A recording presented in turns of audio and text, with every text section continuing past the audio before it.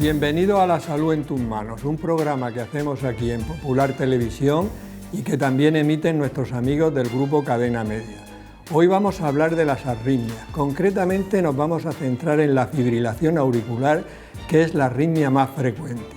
En este programa vamos a ver exactamente en qué consiste este trastorno, cuáles son las causas que lo producen, si podemos prevenirla y cuáles serían los tratamientos más adecuados.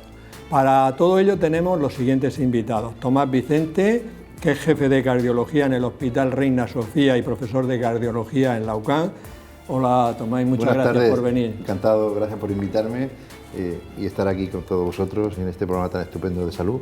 Muy bien. Ignacio Gil, que es cardiólogo, es responsable además de la unidad de arritmias del Hospital Santa Lucía. Muchas gracias por venir, Ignacio. Muchas gracias, Juan, por invitarme y intentaremos aquí también con Tomás aclarar algunos conceptos para la población que muchas veces son confusos y que pueden venir muy bien a partir de hoy.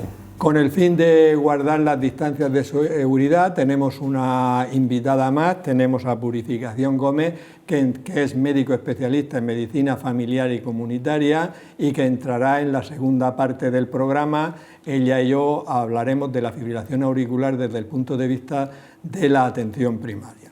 Vamos a dar paso a la sección Preguntas de la calle, hemos sacado las cámaras, vamos a ver qué le gustaría saber a la gente sobre este tema. ¿Qué es una arritmia y qué es la causa? ¿Qué consecuencias puede tener a largo plazo la arritmia? ¿Cómo puede evitar una arritmia? Eso así la pueden contestar. Estas preguntas las iremos contestando a lo largo del programa. Vamos a ver, Ignacio, vamos a empezar a mí me gusta siempre empezar por el principio, en el sentido de que ¿qué diferencia hay entre ritmo cardíaco y frecuencia cardíaca?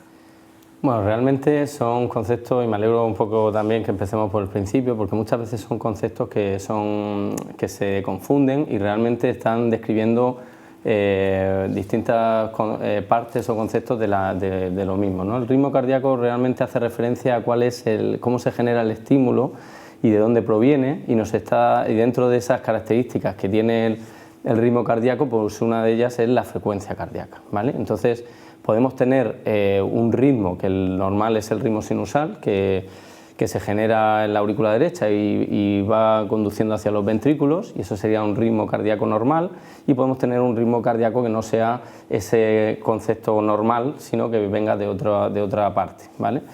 Y dentro de eso tenemos el concepto de frecuencia cardíaca, ¿vale? Muchas veces se confunde y pensamos que las arritmias cardíacas son todo arritmias rápidas y no necesariamente, ¿vale? Entonces la frecuencia cardíaca pues distinguimos entre una frecuencia normal que estaría pues aproximadamente entre 60 latidos por minuto y 100 latidos, y a partir de esos límites pues entenderíamos taquicardia si estamos hablando más de 100 latidos por minuto, o bradicardia si entendemos por debajo de 60 latidos por minuto. Y eso es un poco los conceptos, digamos, que debemos de tener claro, que una arritmia, entre comillas, puede ser lenta y no necesariamente tenemos que tener frecuencias cardíacas elevadas para su diagnóstico. Pero una persona, por ejemplo, puede tener 54 latidos por minuto, que teóricamente, por lo que tú has dicho, es una frecuencia cardíaca baja, es decir, una bradicardia, y ser totalmente normal, ¿no? Completamente de acuerdo, es decir, muchas veces son preguntas de la calle o también a nivel de las consultas de cardiología que me han dicho que tengo el corazón demasiado lento.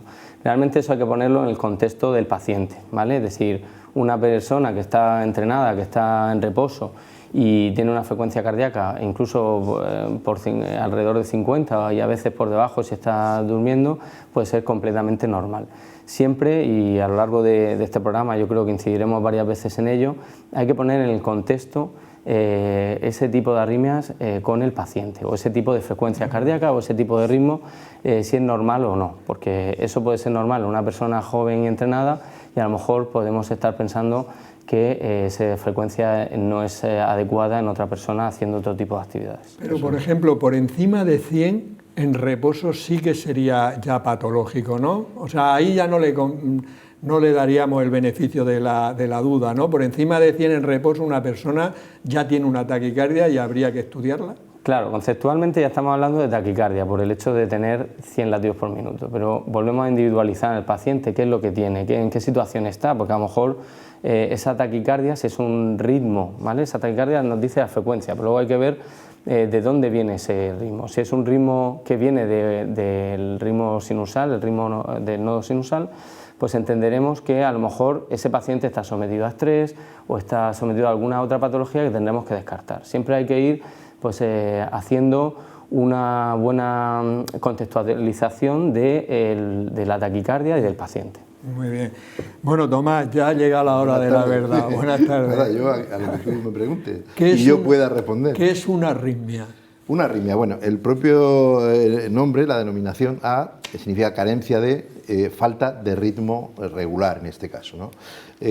Yo haría una pequeña introducción para que todo el mundo pueda entender cómo se produce la contracción del corazón. El corazón es una máquina tan perfecta que tiene cavidades, las aurículas, los ventrículos, tiene tuberías, las arterias, y tiene también su propio generador. Tiene una pila, que es el nodo sinusal, como ha dicho Ignacio hace unos momentos, que está al lado de la aurícula derecha, donde llega la sangre ya venosa, cerca de la desembocadura de la vena cava, y ese marcapaso natural es el que genera los estímulos a través de un sistema de conducción que tiene un repetidor al principio de los ventrículos, y ahí se divide en un cableado que llamamos haz de His, pero para que la gente lo entienda, hay un sistema de estímulo y de conducción.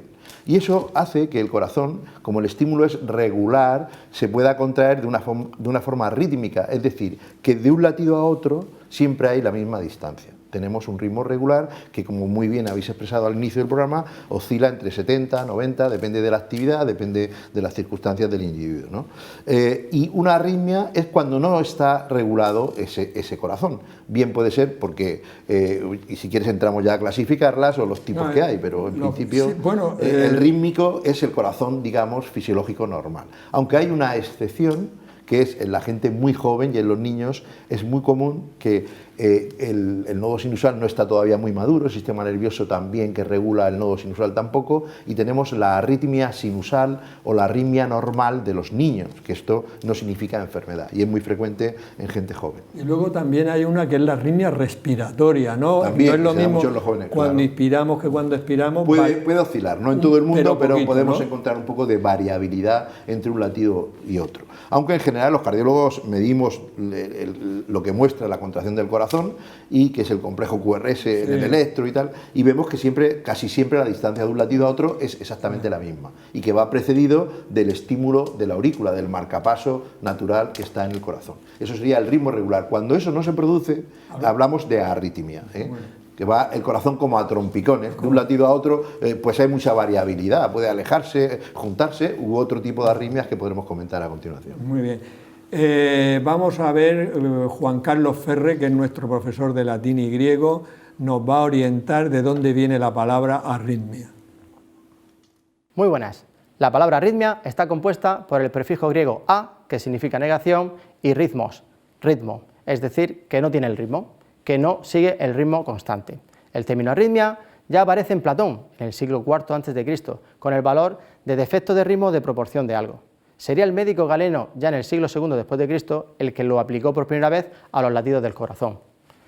También se usa el adjetivo arrítmico aplicado a una persona incapaz de seguir el movimiento de otra exactamente igual, y esta arritmia puede ser de intensidad o de velocidad. Palabras de médicos. Ignacio, vamos a ya especificar un poco cómo se clasifican las arritmias. Bueno, pues las arritmias podemos clasificarlas atendiendo a diversos criterios, ¿no? Por un lado hemos hablado de las arritmias en función de la frecuencia cardíaca que tienen, es decir, si son rápidas o lentas, estaremos hablando de taquicardias o bradicardias, y también, como bien comentaba antes Tomás, en función de dónde se originan, porque las cavidades cardíacas son, podríamos dividirlas en 4 cuadrantes, en las cuales tendríamos las 2 aurículas en el piso de arriba del corazón y los 2 ventrículos en el piso de abajo, y a su vez dividiríamos entre derechas e izquierdas. Como hemos comentado, el ritmo normal del corazón está en la aurícula derecha y desde ahí da impulsos al resto de cavidades. Entonces, en función de una clasificación que es muy utilizada incluso en el ámbito médico, pero también en la calle, es si está por encima o por debajo de los ventrículos, de ese límite, de ese piso de en medio que o que dividiría, mejor dicho, los dos pisos, ¿no?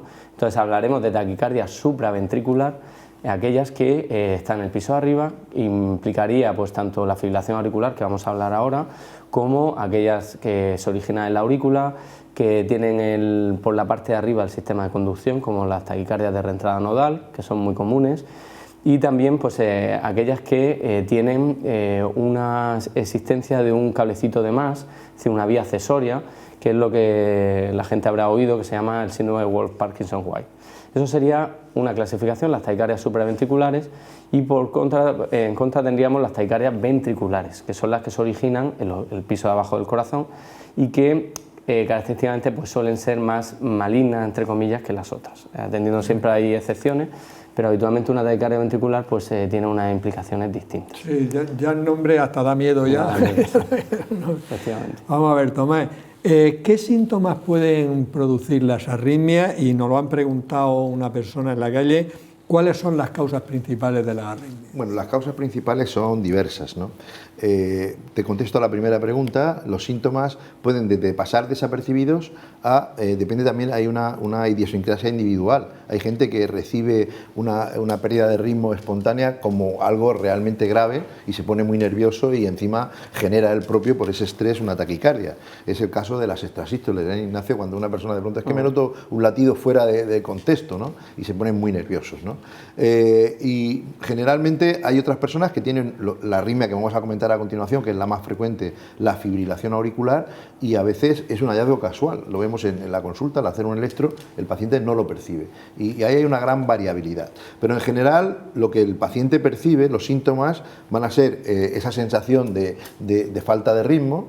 Si el corazón va muy rápido, es una arritmia rápida, taquicárdica, pues el paciente va a tener más vulnerabilidad a la fatiga, se va a cansar más porque el corazón no está funcionando como bomba y mandando la sangre que viene de los pulmones hacia adelante, porque es una bomba que va, es como un motor que va con 3 bujías, no es muy efectivo, y entonces el paciente va a notar fatiga, va a notar taquicardia, que el corazón le va como a trompicones, y en algunos casos, pues si es una taquicardia maligna, puede incluso perder el conocimiento, sincoparse, ¿no? Porque el corazón, al ir tan rápido, no es capaz de llenarse, no es capaz de conseguir un volumen adecuado y el paciente se marea, ¿no?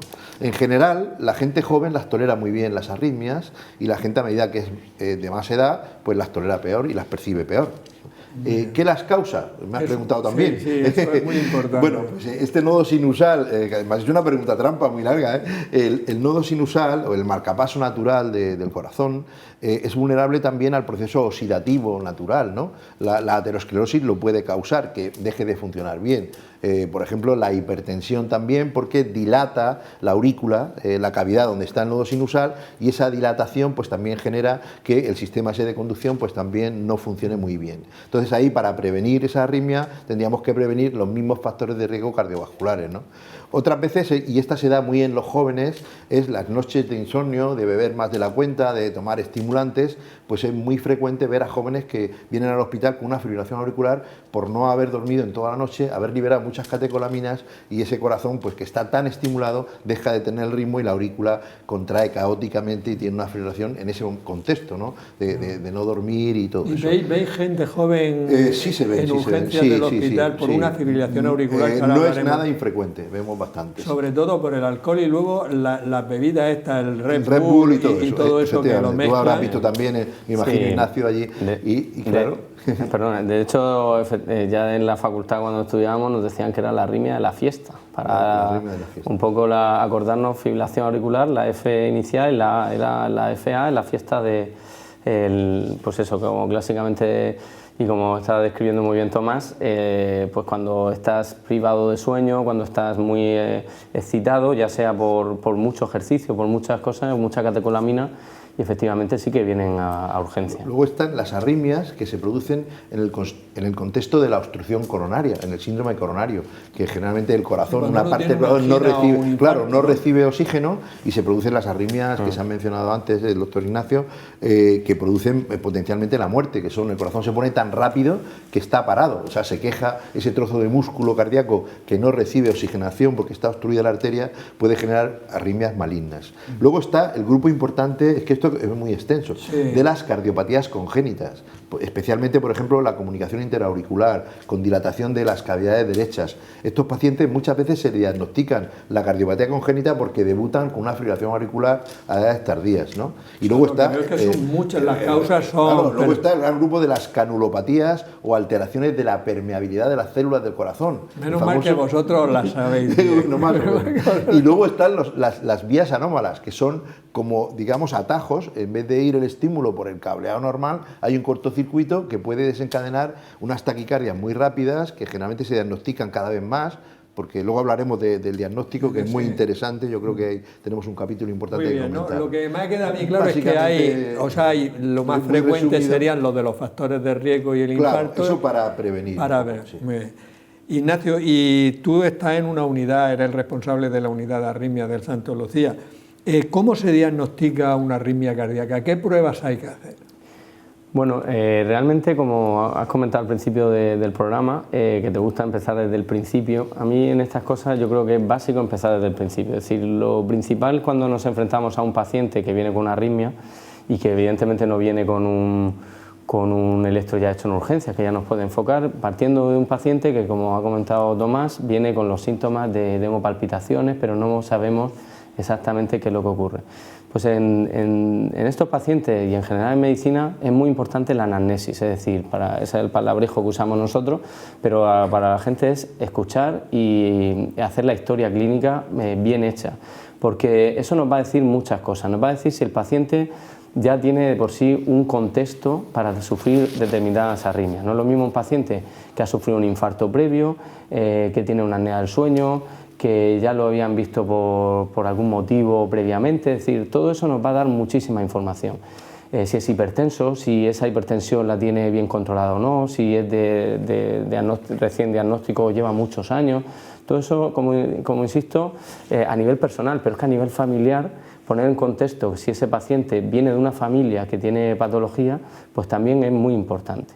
Entonces, una vez que tenemos esa historia clínica básica y la exploración, lógicamente, que si tiene algún soplo o alguna cosa, la principal herramienta que utilizamos como el diagnóstico en las arritmias es el electrocardiograma, que tiene más de 100 años, habita entre nosotros y no por ello deja de ser la herramienta más importante. Y en ella podemos ver si el electrocardiograma de base del paciente es normal, porque si no lo es, podemos ya, si un paciente vemos que tiene una vía accesoria, si tiene una bradicardia extrema o tiene alguna cicatriz de infarto, pues directamente nos está enfocando en parte del diagnóstico, ¿vale? Si todo eso es normal, es cuando ya tenemos que ir añadiéndole cada vez más complejidad a las pruebas. Y ahí utilizamos un ecocardiograma en el cual tenemos que descartar o confirmar que ese corazón estructuralmente es sano, por lo mismo que estamos hablando. Si vemos una dilatación de aurícula, una comunicación intraauricular, como ha comentado antes Tomás, pues ya nos está también orientando sobre qué tipo de arritmias puede tener.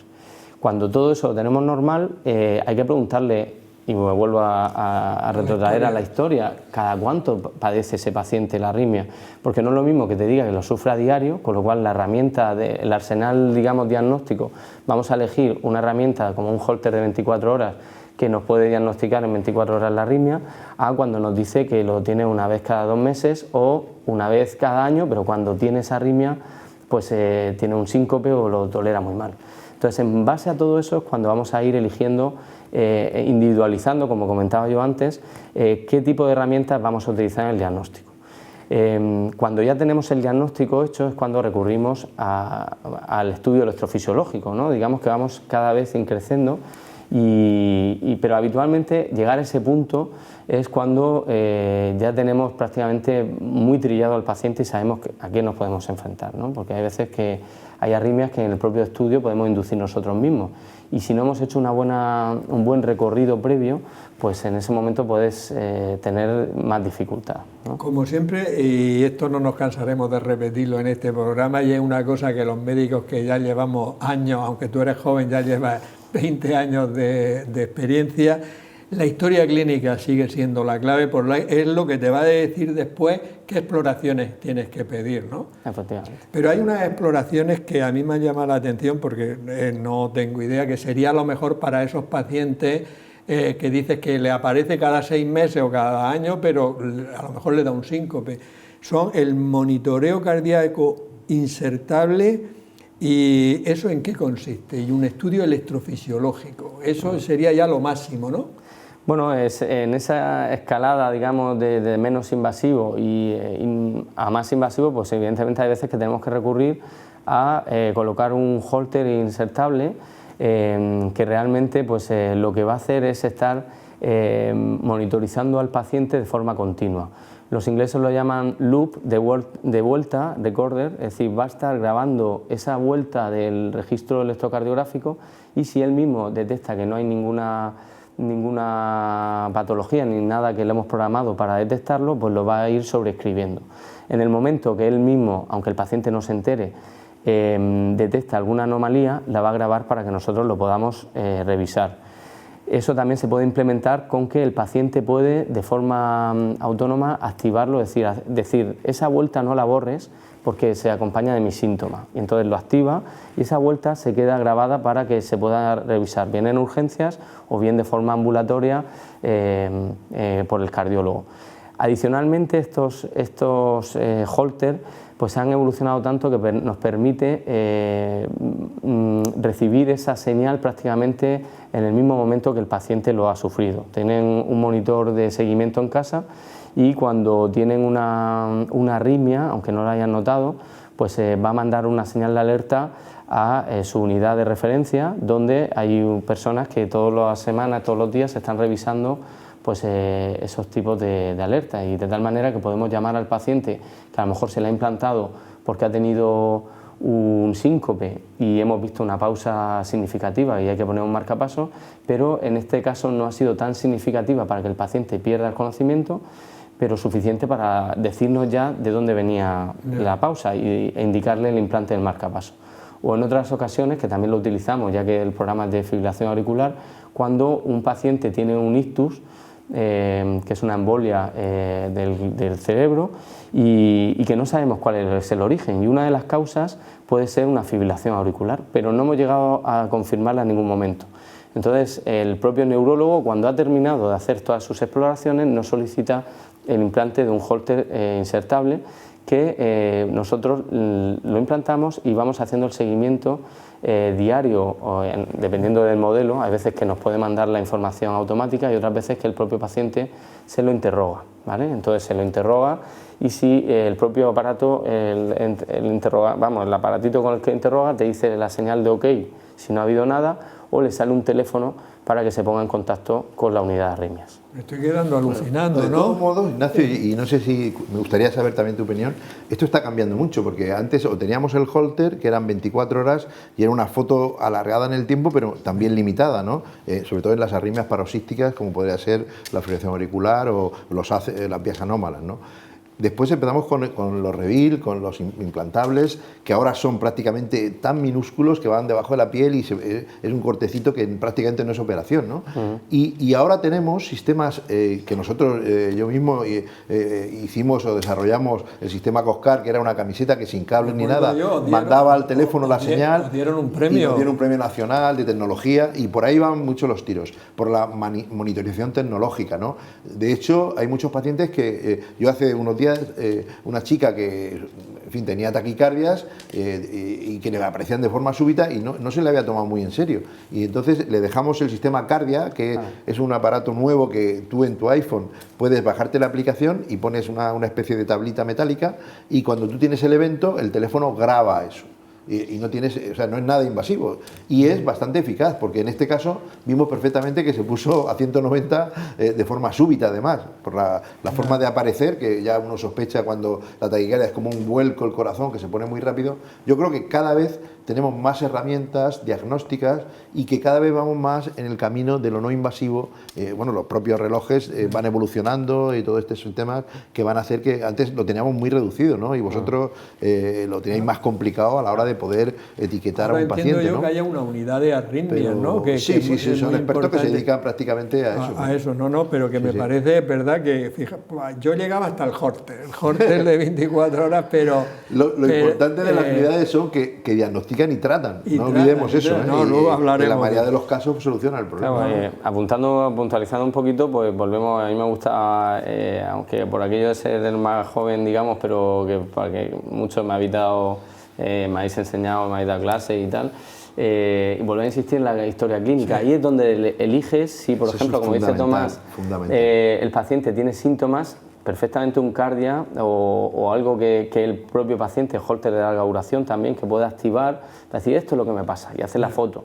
Pero claro, cuando eso no nos vale cuando estamos hablando de un paciente que no tiene síntomas y lo que queremos es pues descartar que tenga una fibrilación auricular. Entonces, en ese caso, el arsenal diagnóstico que tenemos nos va a obligar a elegir otro tipo de pruebas. Entonces, efectivamente vamos teniendo cada vez más.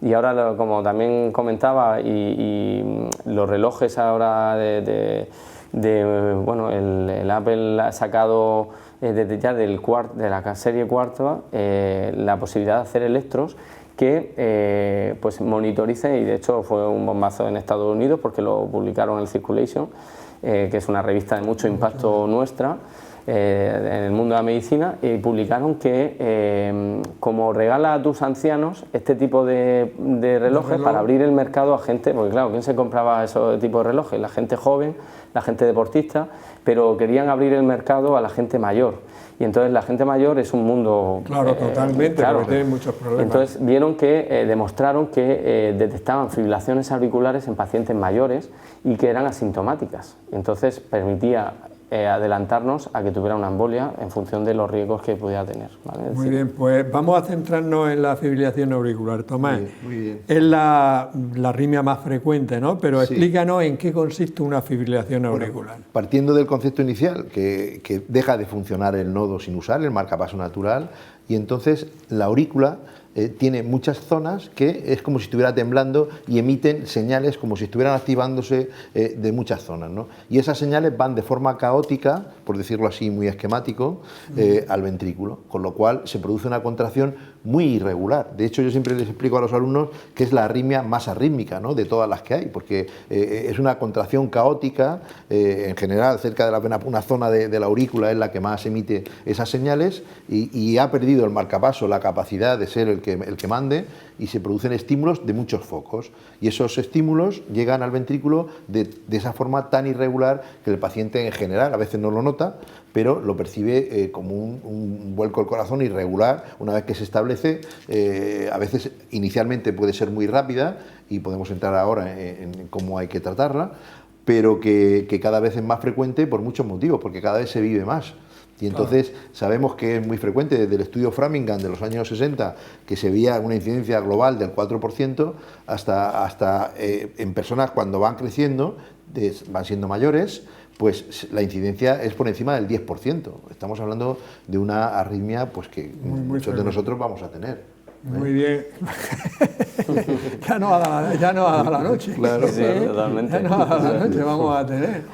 Bueno, Ignacio, ¿y cuáles serían las causas más frecuentes de la fibrilación auricular? Bueno, las causas, como bien ha comentado Tomás, durante todo el programa, fundamentalmente es la edad, porque cada vez se vive más, cada vez arrastramos más patologías que de otra manera nos hubieran costado la vida, digamos, como la hipertensión arterial se trata y los pacientes llegan más añosos, la insuficiencia renal, la diabetes también, es decir, la apnea del sueño, la obesidad, y hay otra serie de componentes contra los cuales, aparte de la edad, que como le digo yo a los pacientes, la edad es un factor, pero es que queremos que cada vez viva usted más, no le vamos a decir ese vamos a limitarlo, ¿no? Pero también hay algunos componentes más residual, pero que tiene cierta componente genético y componentes también de razas, es decir, la raza asiática también tiene mucha más prevalencia de fibrilación auricular, más que la caucasiana y también la africana, pero evidentemente nos tendremos que centrar en que la fibrilación auricular es una enfermedad inflamatoria y sistémica del organismo, es decir, no está tan aislada, sino incidiendo en hacer las cosas bien, como le comentamos, insistimos, tanto los endocrinos como los cardiólogos, que tienen que controlarse bien el nivel de ejercicio, el sobrepeso para no tener obesidad, no tener una apnea del sueño, controlar bien el azúcar, pues todas esas cosas están incidiendo de forma positiva en que no tengamos una fibrilación auricular. Yo creo que la gente no tiene esa idea que tú estás transmitiendo tan clara, que la mayoría de la gente no tiene la idea de que una fibrilación auricular se podría en gran medida prevenir si esa persona hace un ejercicio adecuado a sus características, si no está gordo, si no es diabético o tiene la diabetes bien controlada, si la tensión... Estás diciendo eso, ¿no? Sí, clarísimo. Ya, pero bueno, hasta yo mismo me quedé un poco... No, esa relación es directa, Juan, totalmente directa. Y hacer énfasis, que se ha comentado, pero que la gente lo sepa, la apnea del sueño es uno de los desencadenantes también muy importantes de fibrilación auricular, hasta tal punto que cuando te pones el CPAP, el aparato para respirar, gran parte de ellas se corrigen. Y esto es importante, pues es un concepto muy que creo que es muy importante para que la gente que esté viendo el programa... Eso, que tenga claro que cuando controla bien la tensión, la diabetes, no está gordo, está evitando la fibrilación auricular.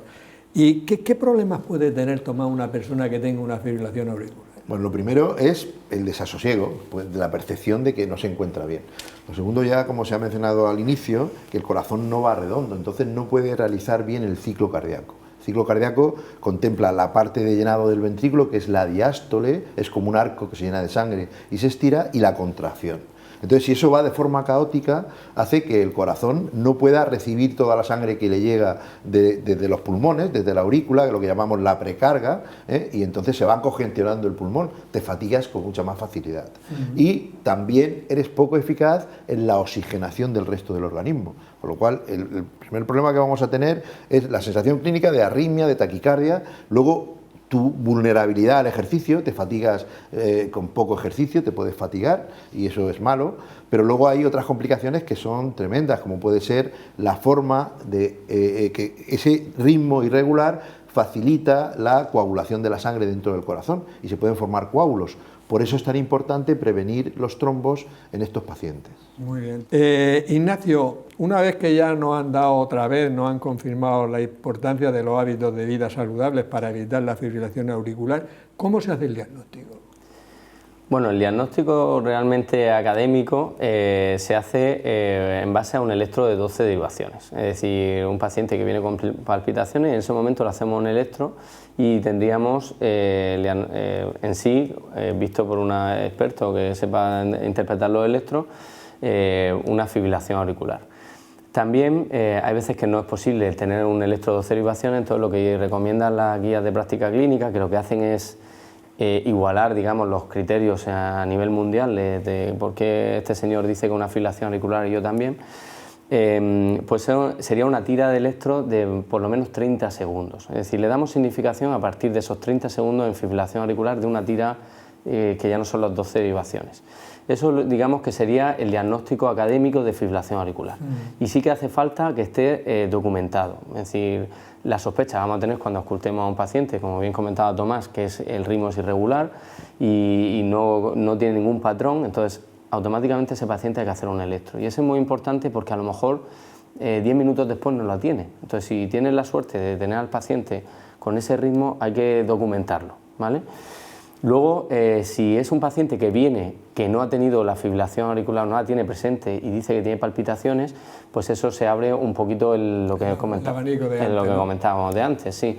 Y entonces, pero muchas veces lo que se recomienda es que el propio paciente, pues cada vez tiene más herramientas el propio paciente, los manguitos de tensión, a veces que cuando se toman la tensión frecuentemente, pues le sale un corazoncito arrítmico, consulte con su médico, ¿no? Entonces, si ese paciente hipertenso, añoso, con más factores de riesgo, lo tienes delante, sabes que tienes que intentar distinguir, o sea, claramente ir a diagnosticar una fibrilación auricular, por lo que hablábamos de la anamnesis, porque tiene implicaciones al nivel de la anticoagulación y a lo mejor le está salvando la vida por el hecho de hacer el diagnóstico de fibrilación auricular. Muy bien.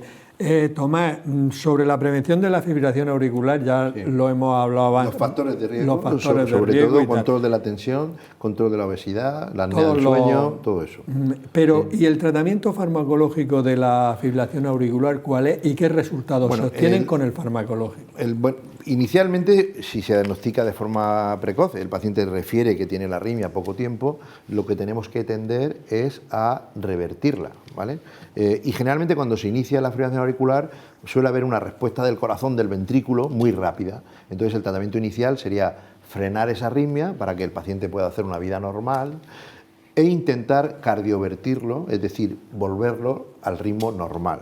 Sería como, bueno, podemos hacerlo con medicación o a veces el paciente viene muy agobiado, con falta de aire y con datos en el pulmón que está entrando en insuficiencia cardíaca y a veces se precisa en urgencias o si es muy reciente podemos incluso darle un chispazo, ¿no? Hacerle una cardioversión eléctrica, que sería como resetear el ordenador, darle al control tal y en ese momento que comandara de nuevo el marcapaso natural del corazón. Ese sería el manejo inicial. Si no conseguimos pararlo, que a veces lo hacemos con fármacos inicialmente, primero le ponemos una anticoagulación porque no se puede revertir bruscamente por el peligro de si se ha formado algún coágulo que pueda ir al cerebro en ese momento. Entonces lo que hacemos es tratar las consecuencias, frenar un poco ese corazón, tratar las consecuencias hemodinámicas, es decir, que esté congestivo el pulmón, ponemos diuréticos para que el paciente orine más, frenamos el corazón, le ponemos beta bloqueantes, que son fármacos que enlentecen esa respuesta de los ventrículos, y damos algún fármaco para revertirlo al ritmo normal. Poco a poco, ¿no? Poco a poco, sí. Utilizamos generalmente amidabrona, trancorex, en fin, algún otro fármaco. Y si no, planificamos. También tenemos que el tratamiento hacerlo estratégicamente apoyado por, en general, un ecocardiograma que nos va a dar muchísima información. Ese corazón tiene las cavidades normales o tiene la aurícula muy dilatada, que son pacientes que probablemente ya no van a revertir y se van a quedar con esa arritmia. La causa es una cardiopatía reumática con lesiones valvulares y que también esa inflamación crónica afecta al marcapaso y son pacientes que difícilmente una vez que se meten en arritmia revierten a ritmo sinusal y tratamos las consecuencias de la arritmia, tratamos el que revierta, intentamos que reviertan, tratamos los problemas que puede generar la arritmia como es la formación de trombos y en muchos casos, una vez que hemos conseguido que el ritmo se restablezca normal, lo que hacemos es intentar prevenir que no le vuelva a pasar. En este caso, si es un chico que ha bebido mucho, pues por favor no vuelvas a hacer porque tienes una cierta predisposición también. Y en otros casos lo que damos es fármacos que han demostrado de forma eficaz y consensuada en miles de pacientes que previenen la entrada de nuevo en esa arritmia, como puede ser el Apocar, la flecainida y los beta bloqueantes. Vamos a ver, Ignacio, ¿y qué es la ablación mediante radiofrecuencia y cuándo se hace? Bueno, la ablación, que es un nombre que nosotros estamos tan acostumbrados que muchas veces no vemos que causa impacto a nivel de la gente. Cuando oye la ablación no entiende. La ablación significa quemadura o desestructuración del tejido mediante un catéter que puede tener radiofrecuencia, es decir, con ondas de radiofrecuencia, calor, por así entenderlo, y también podríamos tener pues, otro tipo de técnica que es el frío, crioablación, ¿vale? Entonces, en general, es un tratamiento que utilizamos para, una vez que tenemos identificado las arritmias, pues poder cambiar o, si tenemos un circuito, cortar ese circuito o, en este caso, en la fibrilación auricular, el objetivo va dirigido a aislar las venas pulmonares que habitualmente tenemos en la aurícula izquierda, la desembocadura de las venas que vienen del pulmón, y tenemos dos derechas y dos izquierdas. Lo que hacemos es aislar esos impulsos que vienen de las venas mediante, en este caso, radiofrecuencia. ¿Cuándo la utilizamos? Bueno, pues las guías de práctica clínica, que como he comentado anteriormente, son pues, consensos que tenemos los cardiólogos, en este caso de cardiología, pero hay de todas las especialidades, para decirnos cuándo tenemos que hacer las cosas. Hoy en día establece que hay una indicación clase 1, que entendemos como que todo el mundo está de acuerdo que hay que hacerlo, cuando tenemos un paciente que tiene fibrilación auricular y al menos ha estado con un fármaco antiarrítmico que ha fracasado. En ese caso es una indicación clase 1, nivel de evidencia A, quiere decir que muchos estudios lo han avalado y hay que hacerlo. Y también se ha visto en otros estudios, cuando ha comparado cuál es la tasa de éxito a largo plazo de esa fibrilación, el manejo, digamos, a priori que puede ser más invasivo con respecto al manejo con fármacos, es más beneficioso, es decir, mantiene más el ritmo normal del corazón, el ritmo sinusal, el hacer una ablación que el estar con fármacos. Es decir, que no debiéramos de negarle a los pacientes la ablación porque tiene buenos resultados y mejor que los fármacos. Muy bien. Estamos ya y hablando de eso, es una indicación que cada vez la abrimos más. Vosotros ahora que habéis acabado con las vías anómalas, habéis encontrado ahí un nicho de trabajo. Porque es que además no se ha dicho, y es importante decirlo, que las arritmias, la fibrilación auricular y otras, sobre todo cuando empiezan a edades muy tempranas, al final pueden dañar el motor, pueden dañar la fuerza de contractilidad del corazón, lo que llamamos una taquimiocardiopatía, una lesión propia del músculo cardíaco. Por eso siempre que podemos debemos de quitarla, ¿no? Y Tomás, para ir terminando, ¿habéis visto problemas de arritmia en pacientes con COVID? No hay una... no hay un estudio, hay varios estudios, pero todavía no tenemos los resultados, ¿no? Pero sí que vemos, lo que pasa que no te puedo decir si la incidencia es mayor o no, porque vemos pacientes añosos con COVID que tienen fibrilación auricular y podrían ser que ya la tuvieran, no tenemos una relación directa. Es que como ahora con el COVID, los oftalmólogos, que si la conjuntivitis, lo otro, el de digestivo... Sí, vamos a ver, el COVID es una enfermedad sobre todo vascular que afecta a los vasos, al sistema de coagulación y debe afectar también pues, al sistema de conducción, yo estoy seguro. Una cosa que no hemos dicho, los deportistas, estamos haciendo un estudio muy interesante en esta Universidad del Deporte, que hemos iniciado con Corbalán, además, que estamos viendo, Ignacio, y te va a interesar, en deportistas de primera división y que han jugado algunos en la NBA y tal, que a lo largo de los años desarrollan fibrilación auricular con mucha frecuencia. Y eso ya os mostraremos los resultados. Ya os mostraremos los resultados de ese estudio que se está iniciando ahora en esta universidad. Va a ser muy interesante. Y una última pregunta para ti, Ignacio. ¿En algún caso se llega a la cirugía para tratar la fibrilación auricular? Pues la verdad es que sí, yo creo que está también, igual que hablamos de la fibrilación, de la ablación, que se indica o muchas veces somos reacios a indicarla, en una ablación quirúrgica estaría indicado en aquellos pacientes, podríamos distinguir como 3 escenarios distintos. Aquel paciente que se deriva ya a la cirugía y esta cirugía va a ser abierta, es decir, un recambio valvular mitral, por ejemplo, y sabemos que tiene fibrilación auricular. Y aquí en las guías estas a las que hago mención no distingue si tiene mucho tiempo, si es paroxística, que no hemos comentado, que es que aparece y desaparece, o si la arritmia está estable.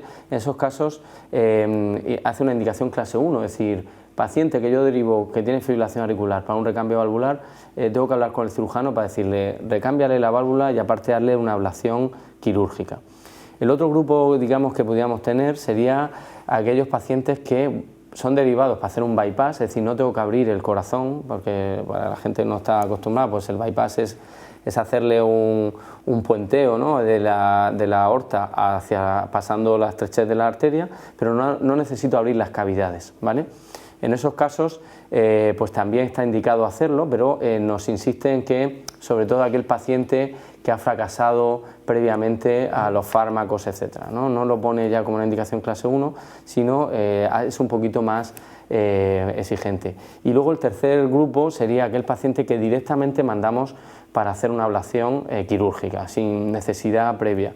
En esos pacientes la indicación es mucho más, lógicamente hay que individualizarla y la establece como una indicación 2B, que es, pues si 1 es que está todo el mundo de acuerdo y 3 que está contraindicado, pues partiríamos el 2 entre 2A y 2B como más cerca de valóralo mucho y hay que individualizar mucho para mandarlo. Muy bien.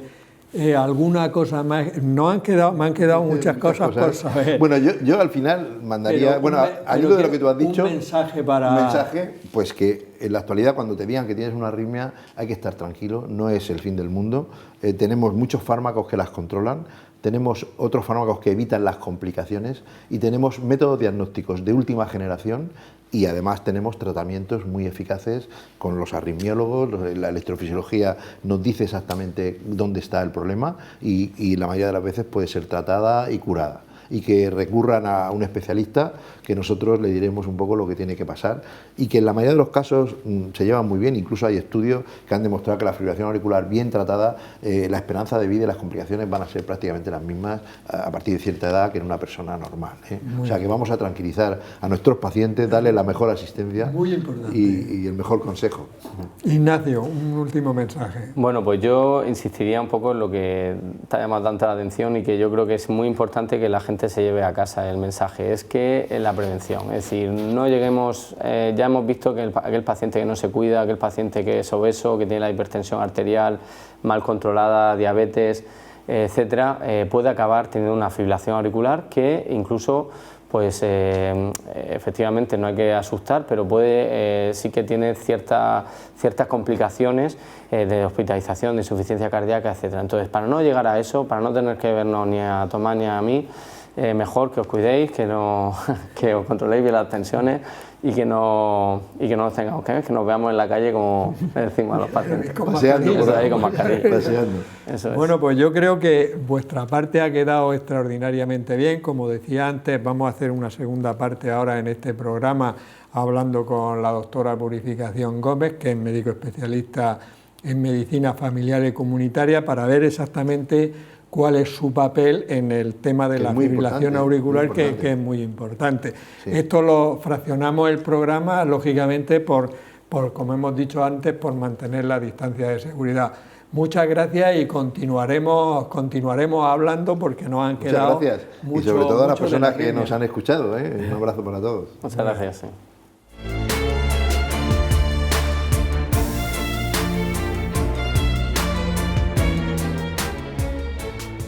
Vamos a dar comienzo a la segunda parte del programa y para ello está aquí la doctora Purificación Gómez, que es médico especialista en medicina familiar y comunitaria. Muchas gracias por venir, Puri. Muchas gracias a ti, Juan, por invitarme. Bueno, vamos a continuar. Hemos estado hablando antes con Tomás e Ignacio sobre la arritmia, sobre todo sobre la fibrilación auricular, y vamos a ver desde el punto de vista de la atención primaria cuál es vuestro papel, que ellos ya han resaltado que es muy, muy importante. Mi primera pregunta es, ¿veis muchos pacientes con fibrilación auricular? Bueno, pues a pesar de que la fibrilación auricular, como ya imagino que se ha dicho, es la arritmia más frecuente en la práctica clínica diaria, realmente en la consulta del médico de atención primaria no es uno de los motivos de consulta más frecuentes. Por encima de ella están pues, los trastornos neuromusculares, las alteraciones del estado de ánimo o los catarros, como ahora la sospecha de COVID y los contactos de COVID, pero aún así pues la fibrilación auricular tiene una prevalencia alta, se estima que en la población general está en torno al 1 al 2%, en la población general mayor de 20 años, y esta prevalencia aumenta con la edad, y de hecho a los pacientes mayores de 75 años llega hasta entre un 6 y un 8%. Tal es así que entonces yo calculo que en mi cupo debo tener unos 30 pacientes con fibrilación auricular, y lamentablemente algunos de ellos están sin diagnosticar todavía. O sea, no es muy frecuente, pero está ahí. Y vosotros pensáis todos los días en este problema, ¿no? Debemos de pensar en ello, no se nos debe pasar. Porque, ¿qué síntomas suelen tener los pacientes cuando van a ti y tú puedes sospechar una fibrilación auricular? ¿Qué te cuentan ellos que tú digas, cuidado, esta persona puede tener una fibrilación auricular? Bueno, pues la fibrilación auricular comparte los mismos síntomas que las otras arritmias. Y el paciente me puede consultar porque tiene palpitaciones, que es la percepción del latido anormal, o se nota muy fuerte o muy rápido, en este caso sería muy rápido e irregular, o me puede consultar porque el paciente me cuenta que ha tenido un síncope, que ha perdido el conocimiento, y entonces cuando investigo las causas las causas del síncope, hago un electro o exploro y detecto la fibrilación auricular. O, por ejemplo, el paciente también puede debutar con un dolor anginoso, porque al ser una arritmia con un ritmo rápido, pues baja el gasto cardíaco y puede desencadenar un dolor cardíaco, pues igual, consulta por eso. ¿Tuviera una angina de pecho? Sí, entonces consulta por eso, yo empiezo a investigar, bueno, qué le pasa a este señor que tiene este dolor y llego a la conclusión de que está causado por una fibrilación auricular. O puedes compensar una insuficiencia cardíaca y el paciente venir con disnea, venir sudoroso, hipotenso, y el trasfondo está la fibrilación auricular. Puede consultar por dificultad o cansancio para el ejercicio, para hacer ejercicio. Otros pacientes simplemente me cuentan que están cansados, que tienen astenia y no saben, o que se sienten mal y no saben decirte por qué. Y muchas veces es asintomática, el paciente no sabe que la tiene. De hecho, hay muchos casos de pacientes que han tenido un accidente cerebrovascular y cuando se investigan las causas de este accidente, pues se encuentra que en el trasfondo había una fibrilación auricular no anticoagulada que ha dado lugar a eso. De hecho, te digo que lo más frecuente es que la gente joven consulte más por el dolor torácico y la población más mayor suele consultar por la fatiga y por el cansancio, pero los jóvenes más por palpitaciones y por el dolor anginoso. Eso te quería preguntar. Tú, por ejemplo, estás en tu consulta, te entra un paciente de la edad que tenga, 40, 70, da igual. Y tú lo conoces y tú sabes que no tiene una fibrilación auricular, pero a lo mejor te cuenta algún síntoma de eso, total, que le coge el pulso, tal, y en ese momento ves que tiene una fibrilación auricular, que lo puedes diagnosticar. ¿Qué haces en ese momento? ¿Le pones tratamiento? ¿Lo manda al cardiólogo? ¿Lo mandas a urgencias? ¿Cuál es el protocolo ante esa situación que se te puede dar? Y de hecho se te ha dado. Y se da. Bueno, pues en primer lugar hay que, como siempre, hacemos la historia clínica para intentar filiar cuándo empezó esa arritmia, si sabemos identificar, intentar clasificar si es una fibrilación auricular que se acaba de iniciar ahora, si lleva más chira paroxística o si lo lleva más tiempo, qué clínica le produce, y lo explora el paciente y veo sus constantes y todo. Y entonces, ¿qué hago? Pues si el paciente está hemodinámicamente inestable, es decir, el paciente está con una respiración muy acelerada, taquipneico, si está sudoroso, si está hipotenso, lo tengo que mandar al hospital. Pero si el paciente está hemodinámicamente estable, o sea, yo lo he explorado y las constantes las tiene bien y tolera bien esa arritmia, se entera porque yo se lo he dicho, pero la lleva bien, la podría llevar tiempo y no sabemos el tiempo que la lleva. Pues entonces me planteo si es necesario frenar la frecuencia cardíaca. Si, aunque esté bien tolerada, el paciente lleva una frecuencia cardíaca muy alta, pues entonces le pauto un fármaco para frenar la frecuencia cardíaca, que puede ser un betabloqueante, un antagonista del calcio, la digoxina incluso, y me planteo la necesidad de anticoagular a ese paciente. Para eso, porque no sé, imagino que se ha dicho anteriormente que la fibrilación auricular es una de las principales causas del accidente cerebrovascular tromboembólico. Y esto es una consecuencia muy grave, ¿no? Entonces, planteo si este paciente necesita ser anticoagulado. Para eso hay unas tablas, un protocolo que se llama el CHAT-BASC, y según la puntuación de ese protocolo, según la puntuación que saque, determino si el paciente es candidato a anticoagular para prevenir ese posible tromboembolismo, porque tiene mucho riesgo o no. También calculo el riesgo de sangrado que pueda tener ese paciente, con otra tabla que en la actualidad se utiliza el Hasple. Eso lo hacéis realmente está protocolizado y tenéis unas tablas donde vosotros este paciente hay que anticoagularlo y este paciente no. O sea, tenéis esas tablas. Vamos a ver, no las tenemos nosotros para nosotros mismos, todos, para los médicos de primaria, son las tablas que propone ahora mismo la Sociedad Europea de Cardiología, que ha hecho un último protocolo de fibrilación auricular. Esas tablas son iguales para todos y las tenemos a mano porque tenemos, en ese momento tenemos que tomar esa decisión, entonces la tenemos que tener a mano. Normalmente las tenemos a veces en el móvil y recurrimos a ella, pues yo de memoria no me la sé, pero empiezo a meter los datos del paciente y me sale la puntuación. Si el paciente es candidato a anticoagulación, pues en el momento actual, en esta época de COVID, lo tenemos muy fácil porque podemos darle los nuevos anticoagulantes, no son tan nuevos porque ya llevan unos años, pero los anticoagulantes orales directos que no tienen ninguna complicación porque... el Eliqui, el Pradasa y todo eso, ¿no? Sí, el Apisaban, Dabigatran, todos estos. ¿Por dónde iba? Pues yo, si tengo una analítica del paciente que me diga que la función renal está bien y que la función hepática está bien y no hay contraindicación por otro motivo, porque no sea alérgico ni nada de eso, y el riesgo de sangrado, le calculo el riesgo de sangrado y aunque sea muy alto intento minimizarlo controlando los factores modificables de ese riesgo de sangrado, pues le pongo su anticoagulación. Aparte, pues le pido una analítica con función renal, función hepática, con función tiroidea, con un hemograma, para ver si averiguo la causa que le pueda haber precipitado a este señor, a esta señora, a este paciente, la fibrilación auricular. A lo mejor un hipertiroidismo, una anemia, una infección.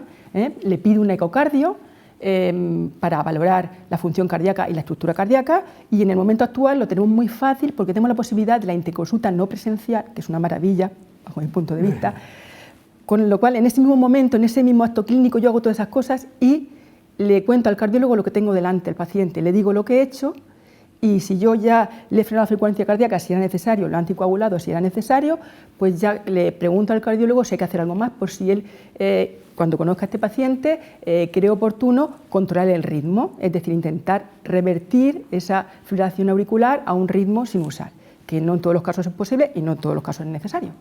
Has dicho una cosa, has insistido mucho en la época actual. En la época actual, ya has dicho que en la época actual puedes ponerle los llamados nuevos anticoagulantes, porque antes se le ponía Sintrom.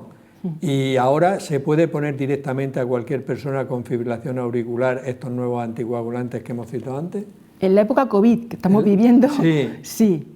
Antes del COVID no, porque estos nuevos anticoagulantes, bueno, no son nuevos, ya lo he dicho, ¿no? No son, sí, sí, los anticoagulantes orales directos, sí. A pesar de que las guías nos dicen que son de primera elección, pero nuestro sistema sanitario nos pone algunos condicionantes antes de prescribir este fármaco y nos obliga a prescribir primero el Sintrom antes que este fármaco. Y este fármaco solo en casos, pues, determinados casos, pacientes que no se controlen bien con Sintrom, pacientes que hayan tenido un accidente cerebrovascular, un tromboembolismo tomando Sintrom, pacientes que tengan problemas de seguimiento, pacientes que tengan un alto riesgo hemorrágico, una serie de condiciones. Y entonces los anticoagulantes orales directos se relegaban a un segundo plano. Pero en esta época de COVID, como se evita... se intenta facilitar al paciente el cumplimiento y facilitar el acceso, todo, que tenga, pues el Sintrom requiere controles periódicos, normalmente mensuales, y eso implica visitas al centro de salud mensuales. Intentamos que el paciente preservarlo para que no entre en centros donde pueda contraer el virus. Entonces, en esta época se nos permite recetar, justificándolo bien, pero recetar el anticoagulante oral directo sin pasar por el Sintrom. No va a ser fácil volverlo al Sintrom. No, yo imagino que los que tengamos no. Ya no sé qué cambiará. Pero sigue habiendo muchas personas que toman Sintrom, sí. Que las tomaban. Entonces hay en la calle, yo he visto muchas personas que están tomando Sintrom y a lo mejor hablan conmigo de alimentación y de tal, y me dicen, no, es que yo no puedo comer lechuga, o yo no puedo comer acelga, yo no puedo comer verduras de hoja verde, porque esto contrarresta un poco la acción del Sintrom. ¿Cuál es tu opinión? Vale, va por delante que el Sintrom es un fármaco que nos ha resuelto mucho y ha salvado muchas vidas hasta ahora. Tenemos cosas mejores, pero ha hecho mucho. Pero es verdad que el Sintrom tiene una gran variabilidad interpersonal, intrapersonal, y además interactúa con muchos alimentos y con muchos fármacos. Y es verdad que las verduras, por ejemplo, de hoja grande, como la espinaca, la lechuga, y otros tipos, y la coliflor y otros tipos de verduras, son ricas en vitamina K. Y la vitamina K es procoagulante. De hecho, el Sintrom lo que hace es que hace el efecto contrario a la vitamina K. Entonces, efectivamente, le pueden quitar actividad, eficacia al Sintrom y pueden descoagularnos a un paciente que está coagulado. Pero eso no es óbice para que el paciente tenga una alimentación sana y equilibrada. O sea, el paciente, a la persona que tenemos anticoagulada con Sintrom, no le debemos privar de alimentos que son saludables. Lo que sí se recomienda es que los tomen, que su alimentación sea bastante homogénea. Es decir, mejor que tomen un poquito de verdura todos los días a que tomen mucha verdura un día sí y 4 no, porque ese día que van a tomar mucha se nos va a descontrolar la anticoagulación y vamos a perder eficacia o aumentar, en este caso perderla, ¿no? En otros casos sería aumentarla. Y en cambio, si al paciente tiene un régimen de alimentación igual que de actividad física más o menos homogéneo, se le regula el Sintrom en función de ese estilo de vida que tiene y no tenemos ningún problema. Con lo cual pueden comer de todo, todo lo sano, pueden comer todo lo sano en cantidades no muy grandes, pero teniendo una continuidad en el tipo de alimentación. Y además es importante que el Sintrom lo separen mucho de la ingesta de alimentos, ¿vale? Para minimizar el riesgo de la interacción. No, pero para mí, vamos, yo estoy de la misma opinión exactamente que tú. Lo importante es que esa persona, si come verduras, coma de manera regular, no 3 días no, como tú has dicho, y un día hincharse, porque entonces cuando viene se disregula, pero si no va bien. Una persona que esté tomando Sintrom, ¿qué fármacos no debe tomar? Porque vosotros en primaria veis muchos pacientes polimedicados, entonces está tomando Sintrom y hay que decirle, cuidado con... Bueno, el paciente que toma Sintrom lo primero que tiene que hacer es no automedicarse. Muy bien. ¿Vale? O sea, si necesita cualquier fármaco, consultar a su médico primero. Si tiene cualquier problema de salud, consultar a su médico también. No debe tomar antiinflamatorios, no esteroideos, el ibuprofeno, el diclofenaco, el naproxeno, cualquiera de ellos, y no debe tomar tampoco antiplaquetarios, salvo por indicación médica. Porque, claro, hay pacientes cardiópatas que, por ejemplo, se le ha puesto un stent y toman el antiagregante y toman el anticoagulante durante un tiempo. Y le hace falta y es así. Y le reajustamos el Sintrom en función de lo que tiene. Pero es verdad que el Sintrom interacciona, aparte de eso, interacciona con muchísimas cosas, por ejemplo, con el omeprazol que tomamos tanto para proteger el estómago de los medicamentos, ¿no? Pues con el omeprazol interfiere con antibióticos, la citromicina, cloranfenicol, la doxiciclina, interfiere con antiarrítmicos que le pautamos, que muchas veces los lleva el enfermo con el Sintrom. Pues pasa igual. Si son medicamentos que el enfermo lleva pautados de manera homogénea, no hay ningún problema, porque le vamos a reajustar el Sintrom en función de la medicación que toma. El problema lo tenemos cuando el paciente va a tomar o necesita un medicamento de manera intermitente o un medicamento puntual. En ese caso, yo lo que hago es que primero intento elegir el medicamento que no interfiera, pero cuando no encuentro solución, que para eso me voy a la tabla, me voy al móvil y hay una aplicación donde me veo las interacciones, porque claro, todas es imposible que yo me las sepa. Ni tú ni nadie. Pero cuando tengo que decidirme por uno de ese tipo, lo que hago es que el control del Sintrom, si a lo mejor le tocaba dentro de un mes, se lo adelanto ahora y le reajusto el Sintrom en función, bueno, no se lo reajusto yo, se lo reajustan en hematología, en función de lo que yo le he dicho. Paciente que toma Sintrom y va a tomar durante una semana ciprofloxacino. Pues se acabó. Muy bien. Y así es. Última pregunta, Buri. Tabaco y alcohol. Una persona que tenga fibrilación auricular, bueno, tabaco no deberían, pero bueno, ¿puede desencadenar el tabaco o el alcohol una fibrilación auricular?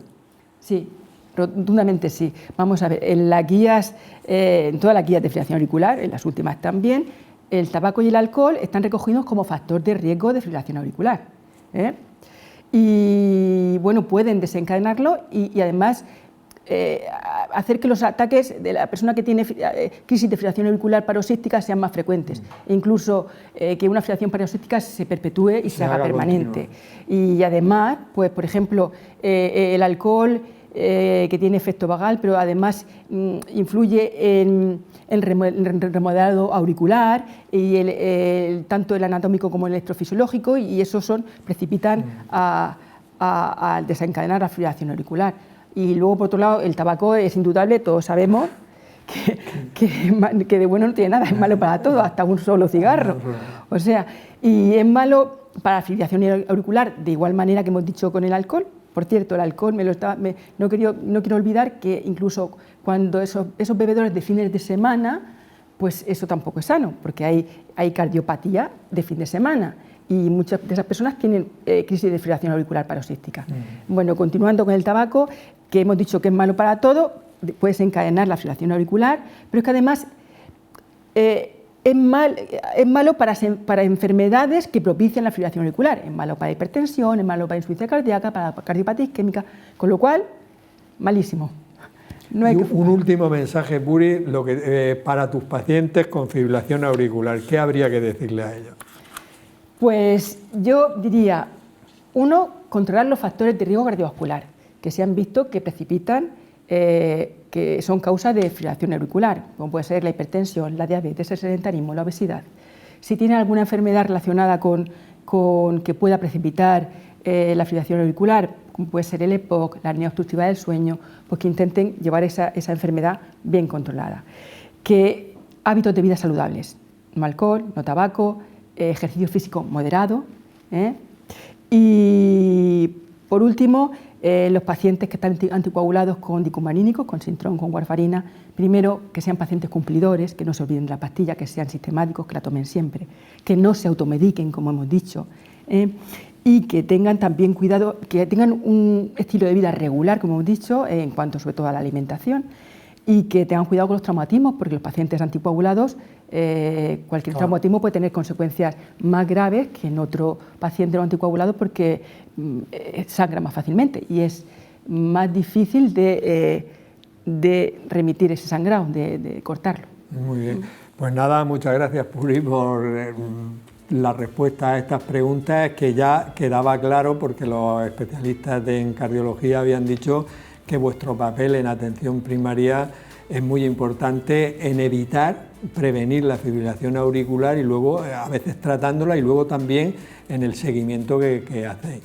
Por mi parte nada más, despedirnos hasta la próxima semana en un nuevo programa de La Salud en tus manos. Que seáis muy felices.